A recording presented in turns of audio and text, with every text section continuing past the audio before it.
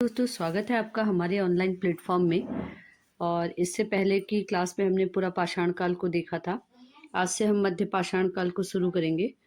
तो मध्य पाषाण काल का जो युग है आरंभ माना जाता है 10,000 ईसा पूर्व से 8,000 ईसा पूर्व तक।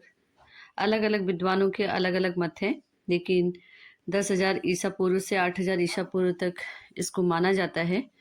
और सी कार्लाइल ने 1867 में जो है विंध्य पर्वत क्षेत्र में लघु पाषाण उपकरण को खोजा था। और इस लघु पाषाण उपकरण की जो लंबाई थी 1 से 8 सेंटीमीटर तक थी। ठीक है, किसने डिस्कवरी की थी इसकी? तो C.L. कार्लाइल ने। ठीक है, और कहाँ पे की थी? विंध्य पर्वत क्षेत्र में। और लघु पाषाण उपकरण की खोज की थी, जिसकी जो लंबाई थी वो कितनी थी? 1 से 8 सेंटीमीटर तक थी। ठीक है, तो देखते हैं। मध्य पाषाण युग का आरंभ ईसा पूर्व 4000 के आसपास हुआ है। और यह पूरा पाषाण काल व नवपाषाण के युग के बीच का जो है संक्रमण काल है। धीरे धीरे तापक्रम बढ़ा और मौसम गर्म और सूखा होने लगा। इस परिवर्तन से मनुष्य का जीवन प्रभावित हुआ। पशु पक्षी तथा पेड़ पौधों की किस्मों या प्रजातियों में परिवर्तन हुआ। औजार बनाने की तकनीक में क्या हुआ? परिवर्तन हुआ। मनुष्य छोटे छोटे पत्थरों का उपयोग करता ही रहा, पर शिकार करने की तकनीक में क्या हो गया? परिवर्तन हो गया। अब न तो केवल बड़े बल्कि छोटे जानवरों का भी शिकार होने लगा। और ये भौतिक एवं पारिस्थितिक परिवर्तन पत्थर पर हुई चित्रकारी के प्रतिबिंब से भी प्रतीत होता है। ठीक है, तो मध्य पाषाण काल में जो है क्वार्ट्जाइट, चर्ट, फ्लिंट, जस्पर के अलावा जो है यहाँ पे कार्नेलियन, स्फटिक और कैल्सिडोनी जैसे पत्थरों के औजारों का निर्माण हुआ। और हड्डी एवं सींग से निर्मित जो है उपकरणों का भी क्या होने लगा? यहाँ पे प्रयोग होने लगा। और जो औजार थे वो कैसे थे? त्रिभुज के आकार के थे और नवचंद्राकार थे, समलंब के आकार के थे।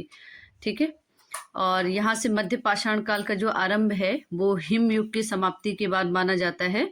और यहाँ पे तापमान में क्या हुई? गर्मी होने लगी, गर्मी सूखा पड़ने लगा, जलवायु परिवर्तन हुआ। और यहाँ पे पारिस्थितिक परिवर्तन भी हुए। और सूक्ष्म जंतु जीवों और वनस्पतियों को नई किस्मों की यहाँ पे या प्रजातियों का भी क्या होने लगा? विकास होने लगा। और आकार जो है अपेक्षाकृत छोटा था, है ना। और छोटे औजारों का भी यहाँ पे प्रयोग होने लगा। और बड़े औजारों का प्रयोग तो चलता ही आ रहा था, लेकिन अब छोटे आकार के औजारों का भी प्रयोग होने लगा। और जैसे ये त्रिभुजाकार है ना। और उसके बाद देखिए नवचंद्राकार औजार है ना, नवचंद्राकार औजार ऐसे। और उसके अलावा जो है समलंब प्रकार के औजारों का भी क्या होने लगा? यहाँ पे निर्माण होने लगा। ठीक है, और प्रक्षेपास्त्र तकनीक में यहाँ तीर कमान का भी क्या हुआ था? विकास हुआ था। ठीक है, तो भारत में मध्य पाषाण काल के विषय में जानकारी सर्वप्रथम 1857 में ईस्वी में हुई थी, जब C.L. कार्लाइन ने विंध्य क्षेत्र से लघु पाषाण उपकरण की खोज निकाले थे। और इसके पश्चात देश में विभिन्न भागों में इस प्रकार के पाषाण उपकरण की खोज निकाले गए, है ना। और यहाँ के देखिए प्रमुख औजार कौन कौन से थे? तो प्रमुख औजार त्रिभुजाकार, नवचंद्राकार और सबलंब, है ना। मध्य पाषाण काल युग के औजार जो है छोटे पत्थरों से बने हुए थे। और इनको माइक्रोलिथिक या सूक्ष्म पाषाण कहा गया है। इनकी लंबाई 1 से 8 सेंटीमीटर तक होती है। तो मध्य पाषाण युग के औजार जो थे छोटे पत्थरों से बने हुए थे, और इसको माइक्रोलिथिक या सूक्ष्म पाषाण कहा गया है। और इनकी लंबाई 1 से 8 सेंटीमीटर तक होती थी। कुछ सूक्ष्म औजारों का आकार ज्यामिति, इसमें ब्लेड, क्रोड, नुकीले त्रिकोण व नवचंद्राकार प्रमुख ज्यामिति औजार होते थे। ये हमने बनाया था, त्रिभुज, नवचंद्राकार, सबलंब, है ना। कुछ स्थानों से हड्डी तथा सींग के बने हुए उपकरण भी मिले हैं। और पाषाण उपकरण चर्ट, फ्लिंट, कैल्सिडोनी, स्फटिक, जैस्पर, कार्नेलियट, अगेट जैसे कीमती पत्थरों से भी क्या हुए थे? निर्मित हुए थे। भारत में मानव अस्थिपंजर मध्य पाषाण काल से ही सर्वप्रथम प्राप्त होने लगता है। और इस काल के कुछ प्रमुख औजारों का विवेचन निम्नलिखित है। पहले ब्लेड, यह एक प्रकार की विशेषकृत पत्थर होता था। इसकी लंबाई चौड़ाई से दुगनी होती थी और इसका उपयोग काटने के लिए किया जाता था। मध्य पाषाण युगीन औजार बनाने की तकनीक को फ्लूटिंग कहा गया है। उसके बाद आएगा क्रोड। यह आकार में बेलनाकार होता था जिसकी पूरी लंबाई फ्लूटिंग के निशान होते थे। पूरी लंबाई में फ्लूटिंग के निशान होते थे और इनमें एक सपाट प्लेटफॉर्म होता था। उसके बाद देखिए नुकीला औजार पॉइंट। यह एक प्रकार का टूटा तिकोना ब्लेड होता था जिसके दोनों किनारे ढलवा और ढालदार होते थे और इसके सिरे पर सरल रेखी व वक्र रेखी भी हो सकते हैं। उसके बाद आएगा त्रिकोण ट्रायंगल। इनमें साधारणतः एक सिरा एवं एक आधार होता था। इसके सिरे को धारदार बनाया जाता था। इसका उपयोग काटने के लिए किया जाता था या इसे तीर के अग्रभाग में भी लगाया जाता था। नवचंद्राकार। तो यह औजार एक तरह का ब्लेड होता था लेकिन इसका एक सिरा वृत्ताकार होता था। इसका उपयोग अवतल कटाई के लिए किया जाता था। ऐसे दो औजारों को मिलाकर तीर के अग्रभाग तैयार किया जा सकता है।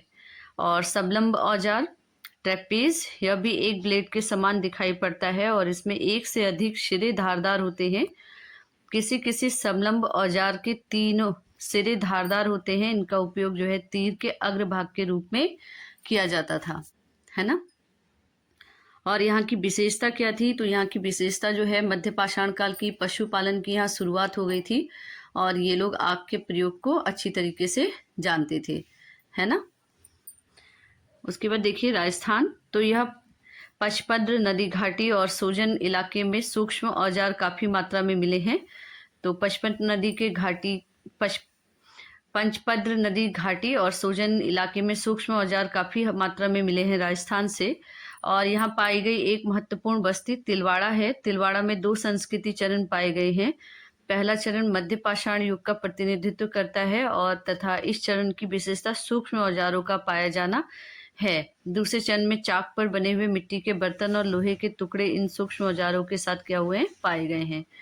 उसके बाद आता है भीलवाड़ा। भीलवाड़ा जिले में कोठारी नदी के तट पर स्थित बागौर भारत का सबसे बड़ा मध्य पाषाणिक स्थल है और यहाँ 1968 से 1970 तक BN मिश्र ने उत्खनन कार्य करवाया था।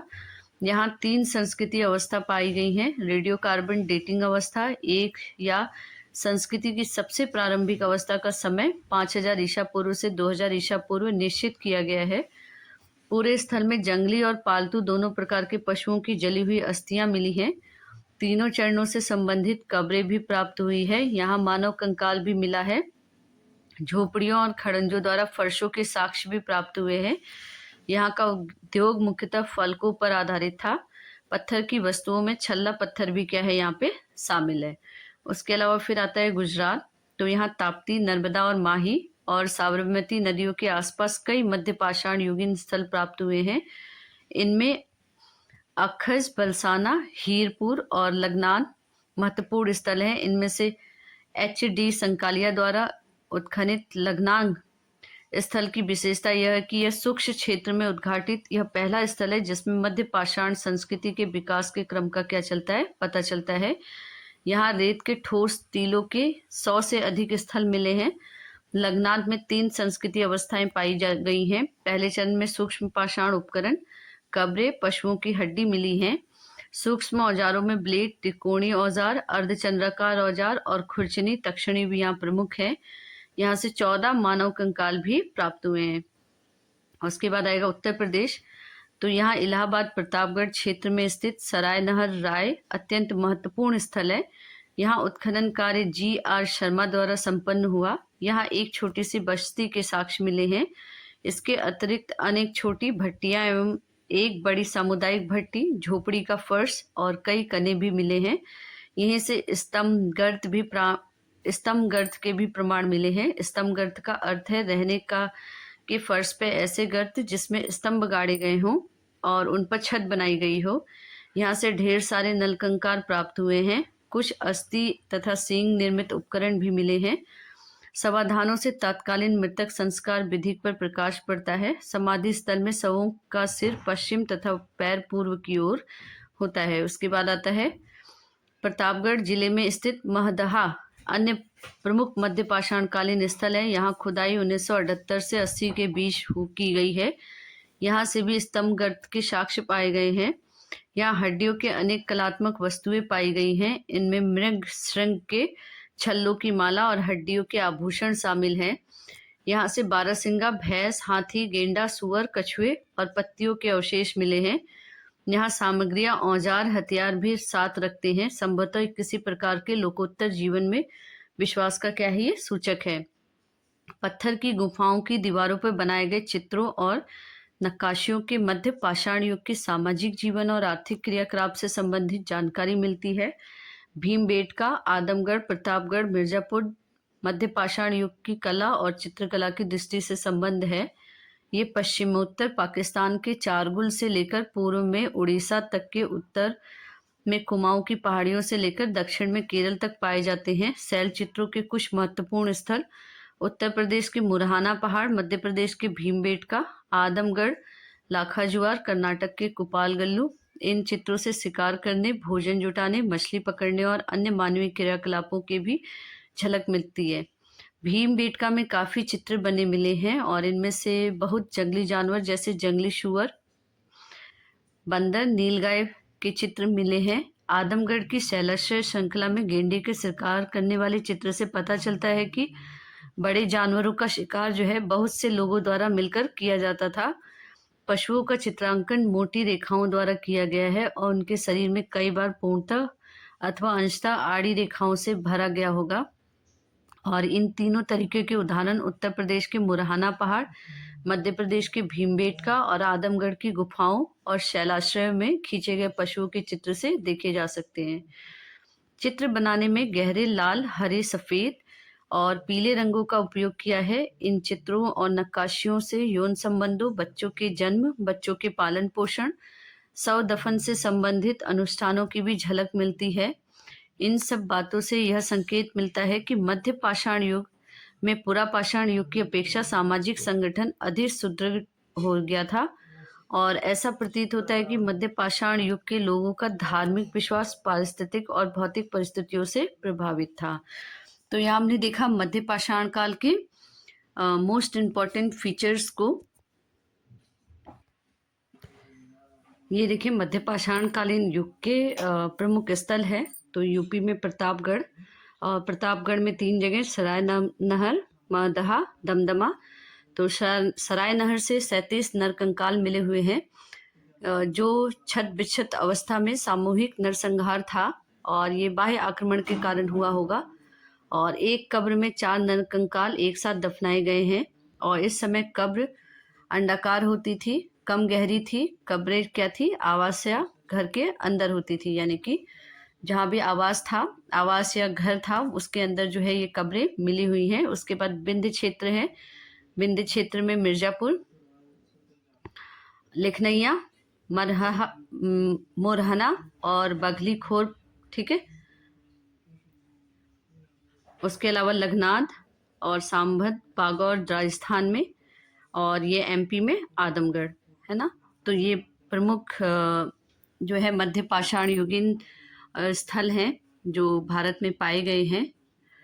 तो आप लोग सब लोग कमेंट करके बताइए कि आपको वीडियो कैसी लगी और चैनल को ज़्यादा से ज़्यादा लाइक करिए, शेयर करिए एंड सब्सक्राइब करिए। धन्यवाद।